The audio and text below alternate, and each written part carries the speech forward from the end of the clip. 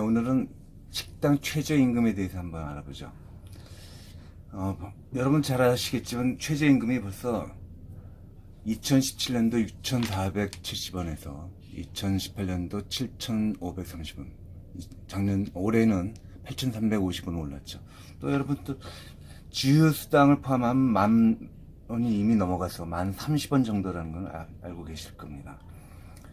네, 식당에서 이제 하다 보면 퇴직금 4대 보험을 예전에는 뭐 포괄임금이라든지 이런 이상한 근로계약서를 통해 가지고 좀 묻혀서 넘어갔지만 요즘은 그럴 수가 없죠. 다 밝혀지고 공개해야 됩니다. 또 이미 노동자들도 아줌마를 하더라도 우습게 볼 수 없고 조선족도 우습게 볼 수가 없고, 주식수당을 포함하면 이미 만 30원 정도 된 사실 여러분 잘 알고 계시죠.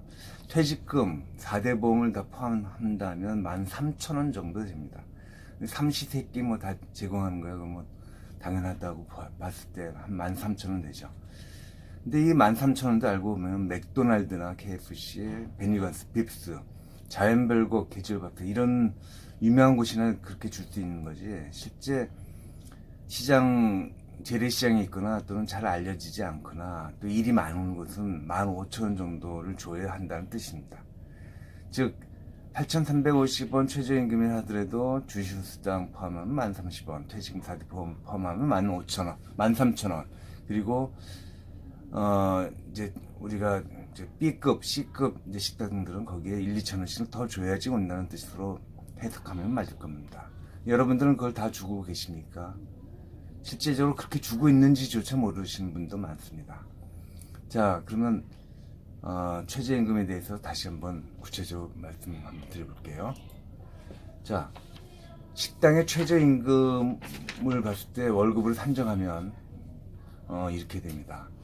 4인 이상의 사업자, 즉 4인 이하의 사업자와 5인 이상의 사업자는 좀 다르죠.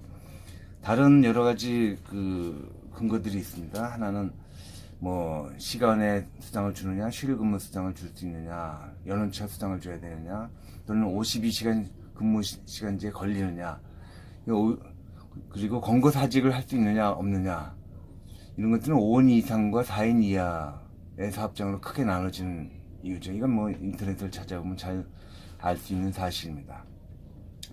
또 그래서 이제 근로개혁을 할 때 여러분들 이제 착각하는 여러 가지 것도 있는데, 제가 이제 실무적으로 뛰다 보니까 아주 간단하게 말씀을 드려서 요약해서 말씀드릴게요.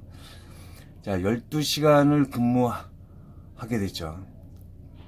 그리고 월요일부터 토요일, 뭐 토요일 날 주 6일 근무한다는 뜻입니다. 뭐 주중에 쉬든 주말에 쉬든 간에 6일 근무하고 12시간 근무한다는 것이 대부분 식당 주인, 식당 경영의 가장 기본적인데, 여기 삼시세끼를 주고 또 휴식, 브레이크 타임 해서 1시간 휴식을 하도록 하죠. 그러면 보통 2시간 정도가 쉽니다.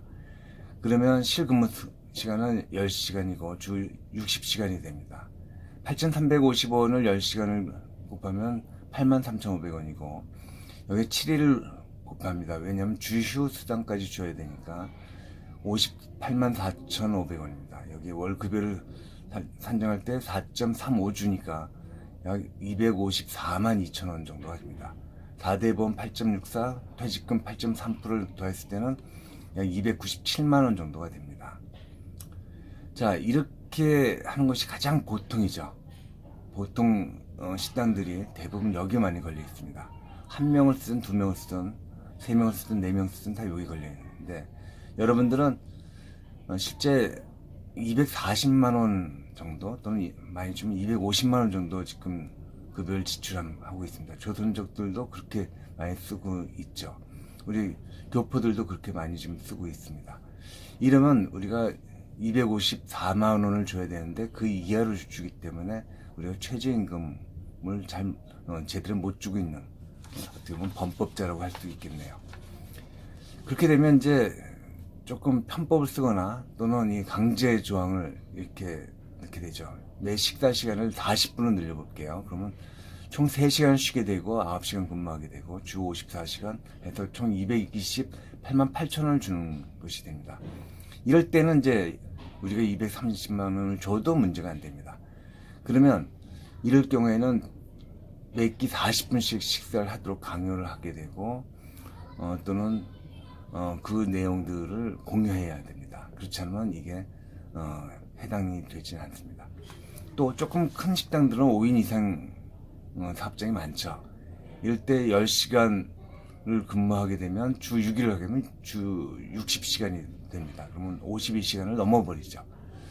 그러면 걸리기 때문에 주 5일 근무제를 운영할 수밖에 없습니다. 그래야만 됩니다. 주 6일 근무하게 되면 또 편법을 강구를 해야 됩니다. 그래서 정리해서 말씀드리면 이렇게 A안으로 갔을 때는 255만원 이상을 줘야 되고 B안으로 갔을 때는 230만원 이상을 지급해야 됩니다.